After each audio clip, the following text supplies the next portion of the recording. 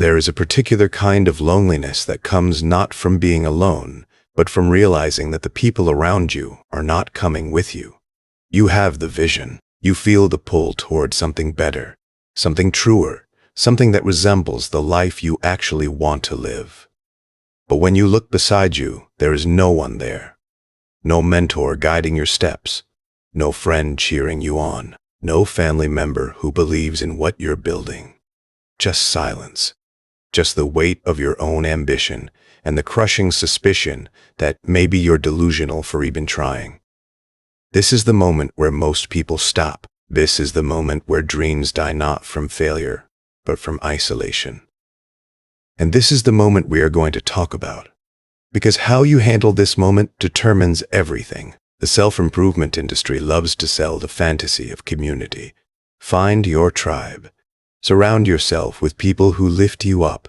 Your network is your net worth. And while there is truth in these sentiments, they contain a dangerous implication. That progress is only possible with support. That you need encouragement, validation, and external belief to move forward. This is a lie that keeps millions of people paralyzed, waiting for permission that will never come. Waiting for someone to see their potential before they dare to act on it. The reality is that most people who accomplish anything significant start alone. They start in the dark.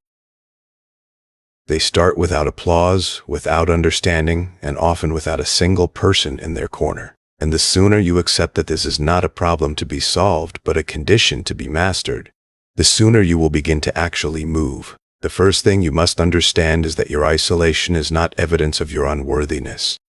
It is evidence that you are attempting something that the people around you cannot yet comprehend. Human beings are pattern-matching machines. We recognize what we have seen before, and we validate what we already understand. When you step outside the familiar patterns of your environment, whether that means pursuing an unconventional career, changing your habits, or fundamentally altering your mindset, you become invisible to the pattern recognition systems of the people around you. They literally cannot see what you are doing because they have no reference point for it. This is not malice. This is not jealousy. This is cognitive limitation. And your job is not to wait for them to catch up. Your job is to keep moving until you find the people who can see what you see, or until you become so undeniable that they have no choice but to acknowledge it. But that acknowledgement cannot be your fuel. This is the second critical insight. If you are dependent on external validation to sustain your momentum, you have already built a fatal flaw into your foundation. The world is not a meritocracy of encouragement. The world does not reward the deserving with applause. The world rewards the persistent, the consistent, and the strategically stubborn. And in the early stages of any meaningful endeavor, persistence is a solo sport. You must learn to generate your own feedback loops. You must become your own coach, your own critic, and your own cheerleader. This sounds exhausting because it is, but it is also the only path that leads to genuine self-reliance, which is the only kind of reliability that cannot be taken from you. Start by examining your relationship with your own word. Most people operate with a casual dishonesty toward themselves. They say they will wake up early, and they don't. They say they will work on their project, and they scroll instead. They say they will save money, and they spend it.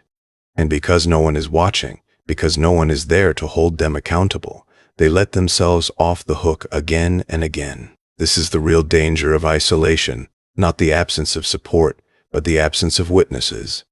When no one sees your failures, it becomes easy to pretend they don't count. But they do count. They count more than anything, because every broken promise to yourself erodes the foundation of self-trust that you need to build anything lasting. So the first practical step is radical self-accountability. You must become the person who does what they say they will do, especially when no one is watching. This means creating systems that do not depend on external pressure. Set deadlines that you enforce with the same rigor you would apply if a boss had set them. Track your progress with the same meticulousness you would use if you were reporting to a board of directors.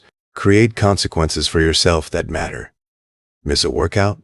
No entertainment that evening. Skip a writing session? No social media for 2 days. The specifics matter less than the principle. You are building a reputation with yourself, and that reputation must be impeccable.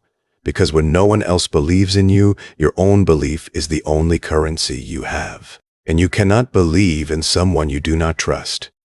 This leads to the second practical step. You must become your own teacher. In the absence of mentors, you must extract wisdom from every available source. Books become your mentors. Podcasts become your conversations. The lives of people who have done what you want to do become your case studies. But passive consumption is not enough. You must engage with these materials actively. Take notes. Apply what you learn immediately. Experiment, fail, adjust, and try again. The person who has no mentor but reads deeply and applies relentlessly will eventually surpass the person who has a mentor but consumes passively. Because the ultimate teacher is not the person who gives you advice. It is the process of wrestling with reality until you understand it yourself. And that wrestling can only happen in the arena of action, not the spectator seat of consumption. The third practical step is perhaps the most difficult. You must learn to endure the emotional labor of isolation without letting it corrupt your spirit. There is a particular bitterness that develops in people who feel unseen. It starts as sadness, hardens into resentment, and eventually metastasizes into a generalized hostility toward the world. You see this in people who have given up. They are not just inactive, they are actively cynical. They mock ambition because they fail to protect their own. They disparage success because it reminds them of what they did not achieve. Do not let this happen to you. The fact that no one is there for you now does not mean that no one will ever be there. It means that you are in a period of gestation, a period where the only appropriate response is to keep growing in the dark, like a seed buried in soil that feels like nothing but pressure and darkness. To protect your spirit, you must develop what psychologists call self-compassion, but what you might more accurately think of as strategic patience with yourself. You are going to fail. You are going to have days where nothing works, where the loneliness feels crushing, where you question whether any of this is worth it. In those moments, you must speak to yourself the way a wise mentor would speak to you, not with false positivity, but with honest acknowledgement of difficulty, combined with unwavering confidence in your capacity to endure. This is hard, this is lonely, and I am still going to show up tomorrow. That is the voice you need, not the voice that says everything is fine when it isn't, not the voice that says you should quit because it's too hard. The voice that sees reality clearly and chooses to persist anyway. The fourth practical step is to build what you need instead of waiting for it to appear. If you need a community, start by becoming the kind of person who creates community. If you need accountability, build an accountability system and offer it to others. If you need mentorship, document your journey so thoroughly that you eventually become the mentor you wish you had. This is the paradox of isolation. The best way to escape it is to stop waiting to be rescued and start building the structure you want to inhabit. The person who waits for support is passive. The person who creates support is powerful. And power attracts. When you begin to build something real, something visible, something that demonstrates commitment and competence, people will begin to appear. Not because you begged them to come, but because you became the kind of person worth joining. This requires you to operate from a position of abundance even when you feel scarcity. You have no network? Offer value to someone else's network. You have no resources? Offer your time and energy to someone who does. You have no experience? Offer your willingness to learn in exchange for access to environments where learning is possible. The person who waits until they have everything before they give anything will wait forever. The person who gives what they have, even when it feels like nothing, creates momentum that eventually generates more than they ever could have hoarded. This is not naive optimism. This is strategic generosity. It is the understanding that in a world of isolated individuals, the person who connects becomes indispensable. But you must be careful. Not all connection is valuable, and isolation is sometimes preferable to the wrong kind of company. The fifth practical step is ruthless discernment about who you allow into your orbit once people do begin to appear. When you have been alone for a long time, any attention feels like oxygen. Any validation feels like salvation. And this desperation makes you vulnerable to predators, to energy vampires, to people who will attach themselves to your emerging momentum without contributing anything to it. You must develop the capacity to be alone without being lonely, so that you do not compromise your standards out of desperation for companionship. The wrong person in your corner is worse than no one in your corner. They will drain your energy, undermine your confidence, and distract you from your path. Better to walk alone than to be held back by someone who does not share your direction. This discernment extends to your information diet as well. When you are isolated, you are particularly susceptible to the narratives that reach you through screens. Social media becomes a substitute for social connection, and it is a poor substitute indeed. The algorithms do not care about your growth, they care about your engagement, and they will feed you whatever keeps you scrolling: outrage, envy, comparison, despair. You must curate your inputs with the same intentionality that you curate your relationships. Follow people who are where you want to be, not people who are where you are. Consume content that challenges you, not content that confirms your current limitations. And most importantly, spend more time creating than consuming. The person who creates in isolation is building something. The person who consumes in isolation is just passing time. The sixth practical step is to develop what you might call strategic visibility. When no one is there for you, it is easy to become invisible even to yourself. You stop dressing well because no one sees you. You stop maintaining your space because no one visits. You stop speaking with confidence because no one listens. This is a trap. Your external presentation shapes your internal state. The person who maintains high standards of self-presentation in isolation is communicating something powerful to their own psyche. I am worth the effort, regardless of who sees it. So dress well. Keep your space organized. Speak with precision and confidence, even if you are only speaking to yourself.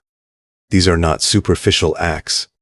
They are rituals of self-respect, and self-respect is the foundation of all external respect. This leads to the seventh practical step. You must learn to narrate your own journey. When there is no one to witness your progress, it is easy to lose track of it yourself. The days blur together. The small wins feel insignificant. The setbacks feel catastrophic. You need a record. Keep a journal. Document your efforts, your insights, your failures, and your adjustments. This serves multiple purposes. It creates a feedback loop that allows you to see patterns over time.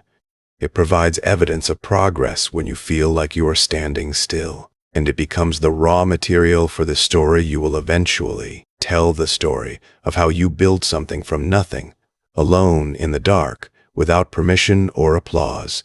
That story will be valuable, not just to you, but to the countless others who will find themselves in the same isolation, searching for proof that it can be done. The eighth practical step is to master the art of delayed gratification at a level that most people cannot comprehend. When you are building alone, there are no milestones celebrated by others, no promotions announced to a team, no launches met with congratulations. The rewards are entirely internal, entirely delayed, and entirely dependent on your ability to trust the process without external confirmation. This is why so many people quit. They are not weak. They are simply not wired for the kind of patience that solo progress requires. You must rewire yourself. You must learn to find satisfaction in the work itself, not in the outcomes. You must learn to appreciate the person you are becoming through the process, not just the results you hope to achieve. And you must accept that the timeline will be longer than you want. The path will be harder than you expect. And the only guarantee is that if you stop, you will definitely fail. This brings us to the ninth practical step, which is the cultivation of what the Stoics called amora fati, the love of fate. You did not choose your isolation.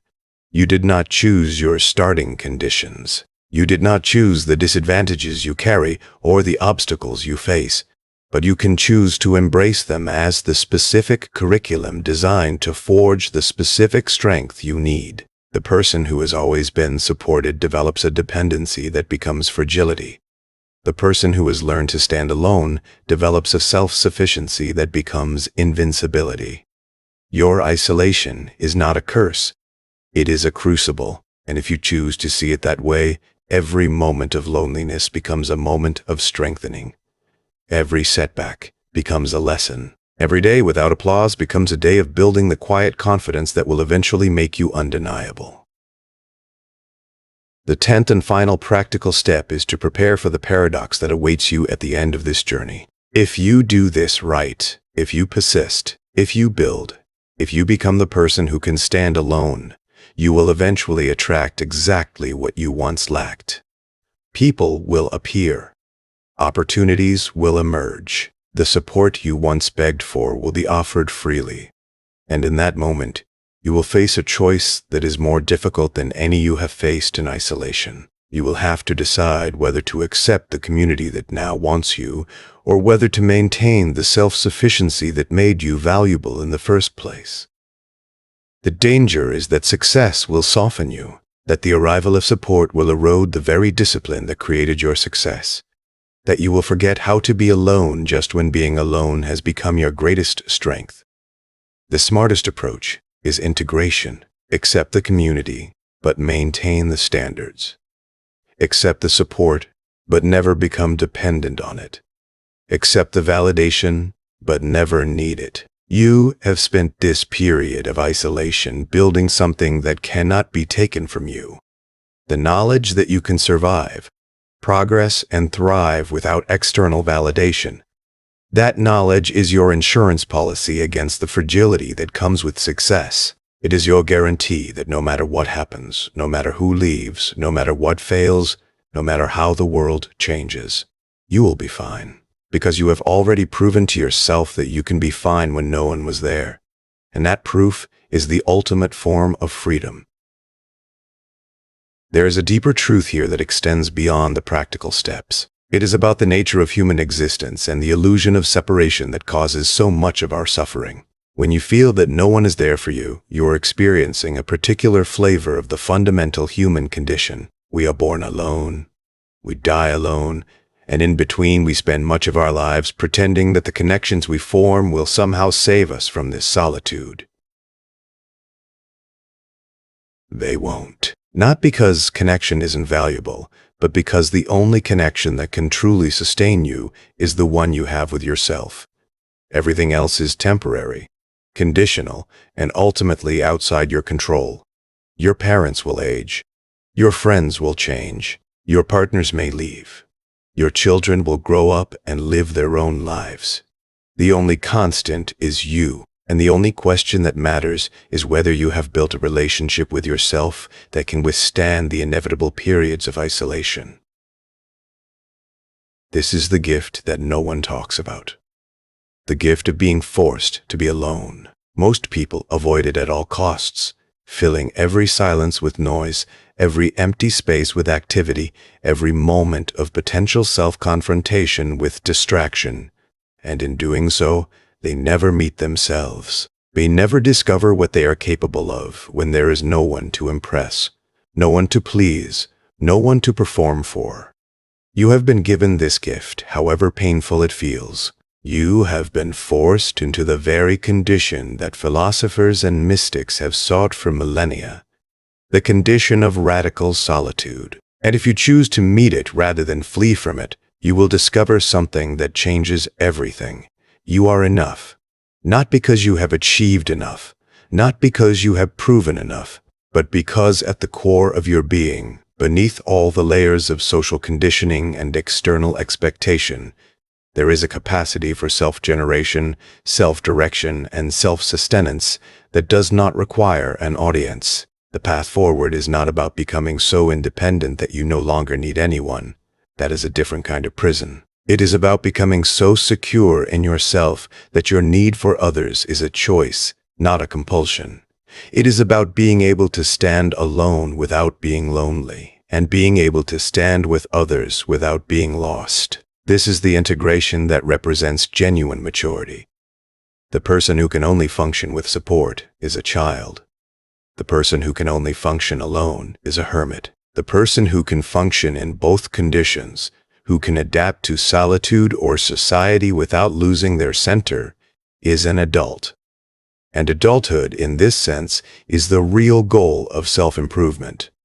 Not more productivity, not more achievement, not more validation, but the capacity to meet reality as it is with whatever resources are available and to keep moving forward with integrity and purpose.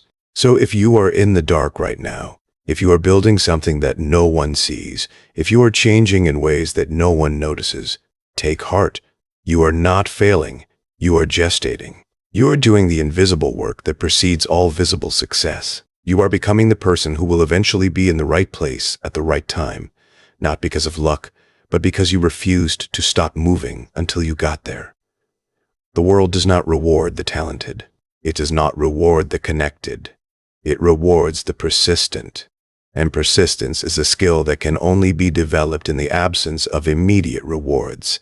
Your isolation is your training ground. Your loneliness is your laboratory. Your absence of support is the very condition that will make you self-supporting. Keep going.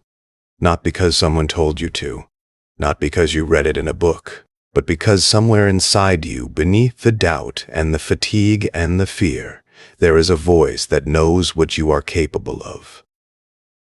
That voice has been there all along. It was there when you were born. It will be there when you die. And in the silence of your isolation, if you listen carefully, you can hear it more clearly than ever. It does not speak in the language of hype or motivation. It speaks in the quiet certainty of someone who has seen the future and knows that you are walking toward it, one step at a time, alone if necessary, but never abandoned. Because you are with yourself, and that, in the end, is the only company that has ever mattered. The road ahead will not get easier. It will get different. You will face new challenges, new temptations, new reasons to quit. But you will also face new capacities within yourself that you are only now beginning to discover. The person who emerges from this period of isolation will not be the person who entered it. You will be harder, clearer, more focused, more self-reliant. You will carry a quiet authority that comes from having done what most people cannot do. You will have built yourself alone in the dark, without permission, without applause, and without guarantee. And that self-built person is the only person who can never be destroyed by circumstance, because they were not given their strength by anyone. They forged it themselves.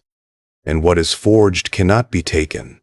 It can only be used. So use it. Use the strength you are building now. Use the clarity you are gaining. Use the discipline you are developing. And when the world eventually turns its attention toward you, when the opportunities arrive and the community forms and the validation flows, receive it with gratitude but not need. You have already proven what you needed to prove. You have already become what you needed to become. Everything else is bonus. Everything else is decoration. The foundation is solid. The house is built.